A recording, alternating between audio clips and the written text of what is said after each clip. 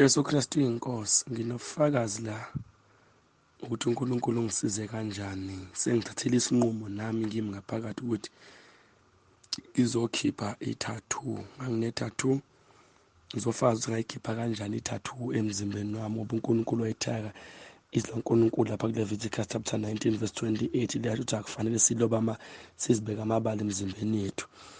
Nami ngayenza i-tattoo ngimncane, ngiyenziwa abangane and kwakusetshenziswa inariti and bayenza yaphansi yabaphansi. So mase ngisindisiwe izimpi zazikhona impela kakhulu, zifika izimpi nasemapusheni kwesinye isikhathi angibe nginqotshwe ngize ngaze ngakhule ngabuza uNkulunkulu ukuthi yini ndaba mina nginqotshwa ngamapushweni. Ngabona nje intombazana ayivezi ifake ulavo njengawami, kukhona nendoda eceleni la kwami ngizwe ikhuluma ngezwi la ukuthi yazi abantu uyazi loyana ukuthi ngimlandelelane, ngilandele lento yami ekuye leyathathu ekuye ngoba uthi ngiyayibheka le tattoo uyayifana nale yami. So ngaphaphama ngangaqonda ukuthi kumele ngiyikhiphe, ngavela ngayikhulekela kodwa izimpi zazibuye ziqhubeke ngoba ngathi mase sengine ekhaya leZwi baba uNsiba neshumo ethi kumele siyikhiphe moya umuntu akabhabhadise i-tattoo ikhona. Kwanzima bazalwane, kwathatha isikhathi ukuthi ngiyikhiphe kodwa ngabuye ngibona iziphi siqhubeka ngakhule uNkulunkulu ukuthi yindaba uNkulunkulu mina ngqotshwe kanjena. Ngithathe uJeremiya 33 verse 3. Ngathi lapho kuba nesithongwana ngezwe isitha sikhuluma sithi noma ngazile ukudla ngithathe 3 days dry fast ngeke sisuke kimi sisekhona into ebhilonga kuye. Uma ngathi yini leyo, ngathi mangiphaphama lapho ngezwe i-tattoo iluma kwazifika izwi lathi ilento yesitha omele isuse esemzimbeni wakho. Bazalwane, kwangithatha isikhathi kodwa ngathatha isinqumo ukuthi ngiyayikhipha. Ngasebenzisa i-screwdriver eshisayo ngibese i-brahma stove la istove i-screwdriver ngasibeka emlilweni nezinye ipiki la ukuthi ishise ngizokhipha. uNkulunkulu wayengisiza kabazalwane noma ngase ngithatha isinqumo ukuthi ngiyayikhipha. Angithi mangithatha i-screwdriver sishisa and kubuhlungu bazalwane, kodwa uNkulunkulu wayebuthatha ubuhlungu ngoba ngangisenginqumile ngiyakususa. Ngifike ngisibeke ngithi uJesu Kristu inkosi, ngidwebe ngaso lapho sikhona, ngidwebe yonke indawo ngibona kuvuvuka isikhumba.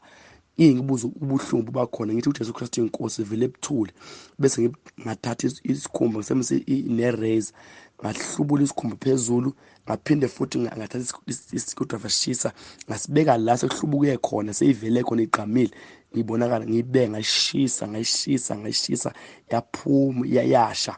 Ngathatha i-razor ngahlubula, kwangithatha iy'nsuku eziwu-3 ngoba nangathi sangibuyele khona ngiphinde ngihlubule noma sekuvela isikhumba ngisibuye ngihluhle uqweqwe. uJesu Kristu inkosi. uJesu Kristu uyinkosi. Ngiyabingelela ekhaya kwabonsibande, ngibingelela ekhaya leZwi nasentabeni endlu kaJehova kuyabonelelwa. Nginalo ubufakazi nje obusenhlizweni yami. Mangiye emsebenzini njalo ekuseni bekunomfana kulaba abahlala emgwaqeni ubehlala erobhothini. Kwesinye isikhathi ngimdlulelele noma ecela. Kwathi ngokuzwa imfakazo yabazalwane la ekhaya leZwi, owesilisa nowesifazane, ukuthi bayabapha, nami ngakhuthala ukuthi ngiphathe something ukuthi ngize ngimuphe. Nangempela ngaphatha, kodwa mhla ngikuphethe-ke wayengekho ngalelo langa. Kwathi mhla ngiyiphathe lokwami ngamthola ekhona, wacela njengokwenjayelo, ngavele ngamnikeza khona okwami ngathi uJesu Kristu inkosi. Ngakusasa ngimtholanga, nganokudlinza ukuthi kube kazuphi noma mhlawumbe usizakele na. Kwathi ngelinye ilanga-ke futhi mangithi ngiyadlula kule robot lapho ngamthola ukuthi uza kimi uyangibingelela, umuhle, ugezile this time and useyathengisa. Ngambonga kakhulu uNkulunkulu ukuthi thina senza nje this much, uNkulunkulu besenza more umsebenzi emntwini wakhe. Ngakho ngiyambonga uNkulunkulu. uJesu Kristu inkosi. uJesu Kristu inkosi. Ngiyabingelela ubaba umpostoli nomama umpostoli egameni likaJesu Kristu oyinkosi. Ngiyabingelela ekhaya leZwi abazalwane bonke, ngiyabingelela abazalwane basentabeni. Indlu kaJehova kuyabonelelwa. Nje bazalwane, ngokokuqala nje ngiletha ubufakazi. Bazalwane, ziningi izinto uNkulunkulu asengenzele zona nje ngokungena ekhaya leZwi. Angilibali-ke ukubonga umama Bonisile Khawula owenza umsebenzi omkhulu nje ngokungifaka la kule gruphu. Ngiyambonga, ngithi uNkulunkulu ambusise njalo, amenzele kuhle. Bazalwane-ke, ngiyamthanda uJesu. Ngiyabonga nje ukuthi kwaba kuhle kuNkulunkulu-ke ukuthi abone ukuthi hhayi, yebo ngithi ngiyakholwa kodwa akuphelelisiwe.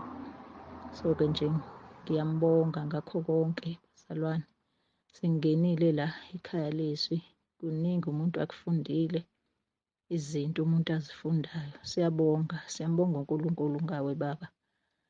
Siyambonga nje asiphezi ukuthi impela ngokuvuma kwakho, hhayi siyasizakala. Ziningi izinto esisizakala kuzo ngemikhosi, njengakho konke, ngenkambo yomuntu ozishoyo ukuthi uyakholwa. Siyabonga baba, siyabonga nje sithi uJesu Kristu inkosi. Siyabonga sithi uNkulunkulu aqhubekeke akugcine, akuhlenge, akubiyele nomndeni, abiyele kakhulu icebo lakhe alibekile kuwe, ngoba ziningi izinto esisazidinga ukuzifunda kule ndlela, ngoba kuyabonakala ukuthi hhayi bekonakele, kodwa uNkulunkulu unecebo. Siyabonga kakhulu baba, sithi uJesu Kristu inkosi. Nje siyazibona izinto eziningi ziyenzeka, uyasinqobela kubantwana, emndenini. Nje siyabona kancane kancane kuyenzeka, uNkulunkulu uyasenzela umusa. Siyamkholwa-ke ukuthi ngokuqhubeka kwensuku nesikhathi, nabangakaboni bayoze babone, bavume impela ukuthi uJesu Kristu inkosi. Siyabonga, siyabonga baba, siyabonga mpostoli, siyabonga. Sisho njalo nje, angeke kuphele kithi ukuthi sithi uJesu Kristu inkosi. Amen. uJesu Kristu inkosi baba. Ngiyabingelela egameni elihle lenkosi yethu uJesu. Ngibingelela umama ubaba egameni elihle entabeni likaJehova. Hawu, ekhaya leZwi ngiyabingelela abazalwane bonke egameni elihle lenkosi yethu uJesu. Ngizophakamisa ukubonga uNkulunkulu imisebenzi yakhe emihle angenzela yona. Ngumama oyilimelayo nje, otshalayo, awungitholile ukudla o-anyanisi. Ngithe ngalindela izolo nje kwathenga amasaka awu-6 ka-anyanisi. Ngithi ngiyambonga uNkulunkulu ngezandla zami ngitshala nje. Ngithi uma ngabe ngiyolima ngithi uJesu Kristu inkosi, ngibekele umthandazo ngithi uJesu Kristu inkosi. Ngoba uvese kuvuma ukudla emasimini namaklabishi. Ngibone sengithole imali esengxenye nje bengingayilindele. Ngimbonga ngohlelo lwesimanga uNkulunkulu, kodwa ngasuka lapha ngiyephi? Uma ngisuka lapha kuJesu, ngasuka ngephi? Ngiyabonga nokuhle konke angenzele khona. Ngiyakubonga, ngiyamdumisa nje nempilo nje enginayo, ngimdala kangaka, ngizwe igazi lami liphila, ngizwe ukuthula kukhona ekhaya lami, kumnandi ngendlela esimanga. Hawu, ngiyambonga uNkulunkulu. Ngiyakhuleka kakhulu ngithatha uhambo lasemnyudeni, ngathi ngihamba kahle kunomcimbi wasekhaya emnyudeni. Hhayi, ngiyambonga kakhulu uNkulunkulu ngendlela esimanga. uJesu Kristu inkosi. Ngiyambonga kakhulu baba nomama, ngithi egameni elihle lenkosi yethu uJesu nje ngiyabonga imisebenzi kaNkulunkulu angenzele yona, uthando olungaka. Cabanga bengananga ngisho isenti, kodwa bese wangenisa isandla izona, ukusebenza kwezandla nje. Ngiyambonga kakhulu baba. uNkulunkulu angigcine nilondoloze uJesu Kristu inkosi. Amen. uJesu Kristu inkosi. Ngiyabingelela ubaba nomama Tsimande egameni lenkosi yethu uJesu Kristu. Ngidlulisa ukubonga okukhulu baba. Ngangisende imeseji umntwana egula waze waya esibhedlela. So ngibonga amazwi namavesi owangipha wona ukungiqinisa ukuthi umntwana uzoba right. Nangempela waphuma umntwana esibhedlela uyaphila. Ngiyambonga kakhulu uNkulunkulu. Ngibonga ukuthi uyasiqinisa njalo la sithakathaka khona. Okunye ngidlulisa lokhu engathi kuwumbono. NgoMsombuluko emva kwesiqhotho kwafika nje ukuthi ngingakhoni ukulala kusuka ngo-11:30 ngakhuleka kusukela ngo-12 kuya ku-3 la ngabona khona if kukhona into ehambayo isimo sayengathi inyonka. La ngithi ngiyabheka khona ngafikela ukwesaba. Emva kwaloko ngayibona seyibuya isihamba la emkhathini. Mawuthi uyabheka akubhekeki lento kodwa isimo sayo sengathi inyonka yahamba yayohlala entabeni. So siyambonga uba uNtsimande ngokusitshela ngoRoma 10 ukuthi uma sinalezi inkinga sivikelekile. Ngimbonile uRoma 10 verse 9 ukuthi uyasebenza. uNkulunkulu kade ngibonisa ukuthi kulaba ababhidlikelwe imizi, abonakelwe yizinto zonke, asithembe uNkulunkulu, sihlale kuye, simlalele uNkulunkulu kuwo konke asitshela kona bese siyakwenza. Ngidlulisa nje lo mbono owafika kimi ngoMsombuluko. uJesu Kristu inkosi. uJesu Kristu inkosi. Ngiyabingelela ekhaya leZwi nasentabeni likaJehova kuyabonelelwa. Nobaba nomamtsibande nomndeni nabazalwane bonke. Ngithi uJesu Kristu inkosi. Ngithanda ukubonga uNkulunkulu ngokuba abe khona empilweni yami nokuba nje ngibe ngaphansi kwekhaya leZwi. Selokhu ngingenile nje ngaphansi kwekhaya leZwi ngibona uNkulunkulu ngenye indlela. Izinto zishintshile even ekhaya. Ngithembe kufanele ngiphume ngithathe indlela. Uma ngiqeda ukudumisa imoto nje athi udadewethu hayibo ubusuyithathile yini license. Ngithi mina hayi khululeka ihlale esikhwameni ngokujwayelekile ihlala kwiphesa ngize ngayikhipha khona. Athi ubusuyithathile yini. Athi are you sure? Ngithi mina ngisho. Hayi ngiphendula imoto. Uma ngiqeda ukuphendula imoto bese ngithi hayi othi ngidouble check njengoba usungibuzile. Hayi uma ngithatha i-handbag ngithi ngiyayikhipha iphesa uma ngithi ngiyabheka i-license hayibo ayikho i-license. Ngithuke ngithi hayibo kwenze njani ngoba ngiyikhiphi nje la ihlala la. Hayi ngiyibheke ngisithulule sonke isikhwama ngithulule ne-handbag. Hayi ngayitholi. Ngijike-ke ngibuyele endlini ngivule uma ngifika endlini ngiyibheke ngayitholi. Ngiyibheke ngikhuthuze izikhwama lutho ngayitholi. Hayi ngibheke caca ukuthi kuhamba isikhathi. Hayi ngingayitholi nakhona ngize ngehlisa umoya ngithi hayi adili-ke naye athi siyifune singayitholi, siphakamise lutho singayitholi. Kube ukuthi asisahambi noma sisahamba yini. Hayi uma ngicabanga ukuthi hayibo sekuzofanele umuntu aqale phansi akhumule kusho ukuthi asisahambi. Hayi ngiqale phansi ngiyibheke lutho ngingayitholi. Kodwa-ke ngibonga uNkulunkulu ukuthi awusihambe-ke masibuya ntambama sithi sesibuye izulu selihlomile liyaduma libi linomoya. Sithi makufanele sijikele ukungena le ekhaya kuqhamuka imoto izongena thina siyajika. Izongena imoto iqhamuke iyasidlula kusho ukuthi izongena kuthina.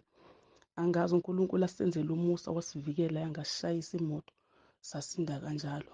Ngiyambonga nje uNkulunkulu akagcinanga lapho. Kade ngabe nginethikithi lesipidi ngangihamba ngo-79 esikhundleni sika-60. So ngathola ithikithi ngathi ngahamba ngolukhokhela ithikithi kwathiwa ngijike ngoba kuse-early. Hayi kwathi mekushaya idate yethikithi ngakhohlwa ukuthi nginethikithi lagcina lingakhokhelekanga. So sekuze kwayisikhathi eside sengisaba ukuthi hayibo nje sekuyisikhathi eside kangaka sengizofika inkantolo isingithethisa. But ngithe uma ngithi ngiyolukhokhela ngafika ukuthi ithikithi selicimekile. Ngamangala ngambheka uNkulunkulu ngathi hey Nkosi yami uJesu Kristu inkosi kuzo zonke izinto zethu. Ngiyambonga kakhulu nje uNkulunkulu. uJesu Kristu inkosi.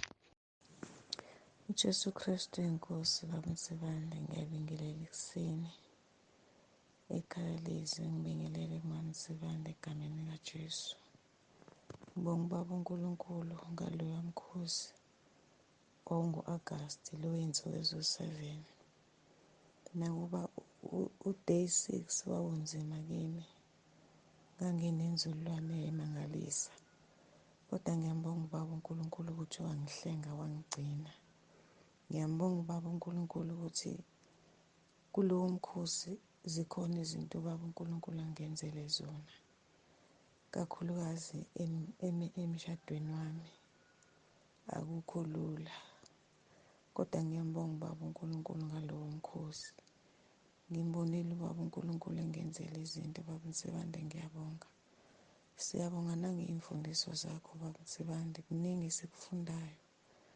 Noma sithule singalethi ubufakazi sonke isikhathi, kodwa asithule ngoba kungekho okuhle uNkulunkulu asenzela khona. Siyambonga uNkulunkulu kakhulu. Siyafunda usuku nosuku. uJehova muhle, siyambonga owasilethela wena. Siyabonga ukuthi wavuma uNkulunkulu ukuthi akusebenzise. Kuningi esikufundayo, kuningi esisukayo kukho. Ngiyambonga kakhulu uNkulunkulu. Ngithi uJesu Inkosi. Amen. uJesu Kristu inkosi. Ngiyabingelela baba nomama. Ngithi baba ngicela ukuthula lo bufakazi ngendlela imisebenzi kaNkulunkulu emangalisa ngayo empilweni yami. Baba, impilo yami ibihlangahlangene. Impilo yami bengingazazi ukuthi ngubani. Bengingakwazi nje kufaka ngikwenze ngayo. Kodwa selokhu ngangena ekhaya leZwi, sengiyazazi ukuthi ngubani. Sengiyakwazi kufanele ngikwenze. Ngithanda ukubonga uNkulunkulu kakhulu ngemisebenzi yakhe. Imisebenzi yakhe kweyami impilo yamangalisa usuku nosuku. Ngiyabonga baba, ngibonga ngiphezi, ngithi muhle uNkulunkulu ngazo zonke izikhathi, uthembekile. Baba ngiyabonga. Ngiyabonga Nkosi eyingcwele, ngiyabonga.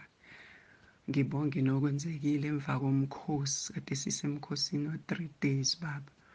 Emva komkhosi wa-3 days uNkulunkulu ungenzele isimanga. Isimanga angenzele sona. Angazi ngingachaza ngithini. Le khaya bengiswele ngingenalutho. Kodwa ngoba yena unguNkulunkulu wemimangaliso, wangenzela isimanga. Ngiyambonga, ngiyambonga, ngiyambonga, ngiyambonga. Ngithi uthembekile ngazo zonke izikhathi. Angazi mangasuka kuye ngingayaphi ngoba mazokuphila kwami kuye. Ingakho Nkosi ngithatha isinqumo ukuthi kule nyanga ngicela ukukhipha ishumi zami ekhaya leZwi. To say thank you Jesus. Hamba vangeli. Alihambe leli vangeli lifikelele nakwabanye elingakafikeleli kubona. Njengoba lisize mina, ngiyazi nabanye Nkosi kuzobasiza. uJesu Kristu inkosi. Jesu Kristu uyinkosi baba. Nkosi kade ngikhombisa insimu ukuthi sizisebenzi zikaNkulunkulu ayibekile ensimini yakhe. Simele ukuqaphela ukuthi sisebenza kanjani. Kube yilowo nalowo aqaphele ensimini uNkulunkulu ambeke kuyona ukuthi usebenza ngendlela okuyiyo yini, ngoba sizokwemukelisa umvuzo ngokuthi sisebenze kanjani ensimini esibekwe kuyo. Ngiyacela ukuthi zonke izisebenzi zikaNkulunkulu zihlole ukuthi zisebenza ngakho yini. Galatia 6:4. Inkosi ingivezela ukuthi kuyenzeka noma unisela kube khona la amanzi engasafinyeleli khona. Uthola ukuthi amanzi usuwathela ndawonye sekuze kuvuleka umsele kwazona izithombo azikhona ukwabamba amanzi, ayadlula. Nabo abazalwane ngiyacela ukuthi beqaphele ukubambisana nalowo oyisebenzi sikaNkulunkulu kuleyo nsimo abakuyo eyibandla likaNkulunkulu njengokusho kwezwi ukuthi lowo ofundiswayo izwi likaNkulunkulu akahlanganyele nalo omfundisayo kuzo zonke izinto ezinhle, ngoba inkosi ingikhombisa ukuthi nazo izithombo noma ziniselwa kuyenzeka zingawamukela amanzi adlule ageleza amanzi. Imisipho indingikhombisa ukuthi kukhona nolunye uhlobo lwezithombo eseluze liqala ukubuna, njengoba usukubona isipinashi makushisa kakhulu ilanga sesibuna amagwagwa aso, seziyabuna ngenxa yokuthi amanzi azisawatholi oniselayo esuke engasaqapheli ukuthi ziyawathola zonke yini izithombo amanzi. Ngiyacela ukuthi siqaphele. Jesu Kristu inkosi. uJesu Kristu inkosi. Baba, ngiyabingelela. Baba, nami sacela nje ukudlulisa ubufakazi. Kwathi sisemkhosini we-day 7, ka-7 days. So ngathi labantu bephikisana ukuthi uJesu Kristu inkosi, kunabazalwane abasenkingeni ngenxa yalelo gama. So nami ngangena-ke baba, kodwa ifoni yami yafa nje day 1, avele yathulela nje yangibheka nje ifoni. Inhliziyo yami yaba buhlungu nje kakhulu ukuthi sengizothola kanjani nje inkonzo. Ngalokho ngiqhubekile ngangena. Baba, kuthe mase kuphunyiwe maybe kwaku-3 days, after 3 days nami ngaphupha. Ngithe mangiphupha ebusuku, phupha sengazathi kune-2 yabafana esijahayo sinodadewethu. Lo munye wokuqala baba wayenza ngolaka ongakaze uze ulibone, umbone ukuthi make wangibamba nje, hayi ngeke futhi sengishiye ngiphile. Hayi ngigijima, kodwa mangigijima ngibona ukuthi no, ngisalela emuva. Ngigijima kune-boundary kwakumele ngiyeqe ukuthi once ngangale ngisevekile, once ngangapha hayi cha ngowakhe. Nangempela ngagijima, ngavele ngathi nje kwafika nje into enhliziyweni ukuthi angithi uJesu Kristu inkosi, ngavele ngathi nje uJesu Kristu inkosi. Kodwa lento enkathi ngangisho ukuthi nake kubantu akunakwenzeka, kodwa kuye kungenzeka, ngoba ngase ngibona vele wayesengificile kahle. Hayi bese vele ngihluthe nje kancane, ngihlwe engidlule nje kancane, bese ngigrabha nje lo munye baba. Mangimgrabha lo munye ngimbambe, bese ngimbuza ukuthi nake ngimbambe ngiphefumulele ephezu kwakhe, ngimbuza ukuthi kahle inkinga ikuphi. Bese vele thina-ke ephefumule ephezu kwami, naye ephefumule nakhona, kodwa ngangimbuza nginganalula, ngangiphansi ngithi yini vele inkinga. Ukuthi wena wazi, ngenxa yokuthi esithinte wena, into ekuthele kaJehova isingaphe kwethu. Ase ngimbuza ukuthi awuboni ngani vele ukuthi nake still ngoba usangijaha kanjena, usangihlukumeza, still uJehova usamthukuthelisa, still Jehova usamthukuthelisa. Baba, ngaphaphama, ngavuka uNkulunkulu, ngathandaza, ngamdumisa, ngajabula nje ngithi inkosi, nokwazi nje ukuthi umndeni wami uvikelekile. Ngabonga nje uNkulunkulu, ngadumisa nje kakhulu, ngambonga nje uNkulunkulu ukuthi ngingene ekhaya leZwi. Kuningi baba engikufundayo, kancane ngiyafunda. Siyambonga uNkulunkulu ngawe. Nathi futhi nami baba ngiyabonga ukuthi ube yimbongolo, uvume ube yimbongolo egitshele baba. Ukhululile umphefumulo wami ebhuduseni baba, usindisile kahle. Ngiyambonga, ngithi uJesu Kristu inkosi yethu. uJesu Kristu inkosi. Mfundisi Sibande, ngiyabingelela kuwena umama ebandleni entabeni yendlu kaJehova. Ngiyabonelela sikade sagcinana. Akwenakele mfundisi, ukukholwa nje kona kusekhona, kugcwele kakhulu. Since ngavuma izono, umehluko wempilo wona ukhona mkhulu, ukuthi mina ngumuntu wezimpi eziningi. Mangahle ngithi nje asihlale phansi sixoxe, mhlawumbe singaxoxa kushona ilanga. Angikwazi nokuthi ngingaqala ngakuphi ngixoxele. Manje into eyenzakalayo kumina, since ngasindiswa, impi yami idropha kancane ngendlela eyiningi ngayo. Imina engizaziyo ukuthi lokhu sekuyehla. Namanje njengoba nje ngivuma izono, ngiyabona kuningi okwehlayo, kodwa engikubonile-ke ngempela kugqama ilokhu kuphupha ngidla. benginale nkinga ukuthi noma ngikhulekile mhlambe kuzobaleka mhlambe for 1 week or 2 weeks abuye lamaphupho okudla.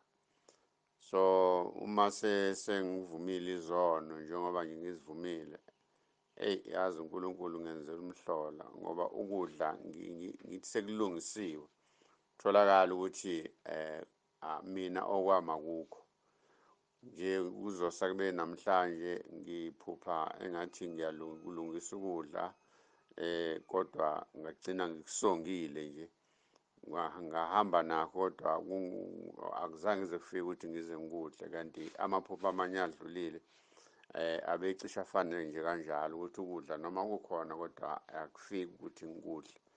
So-ke ngiyambonga uNkulunkulu kakhulu, ngiyabona ukuthi kuningi okwenzakalayo futhi okusazokwenzeka. uJesu Kristu inkosi imvundisi. Amen.